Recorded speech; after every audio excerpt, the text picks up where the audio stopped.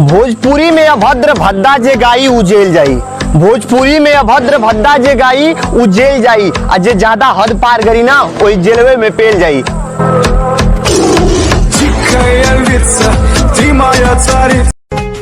कबो उखिया में धरालू तो धरालू कबो रहर में, कबो उखिया में धरालू तो धरालू कबो रहर में, कबो कबो धरा जाता रू भूसा के घर में।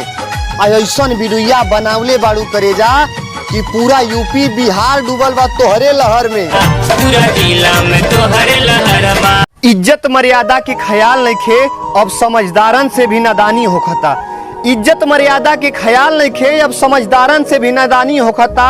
लोग नमवा के चक्कर में ऐसन कमवा कर देत हवा कि भोजपुरी समाज के सर उठावे में जीवन भर परेशानी होखता।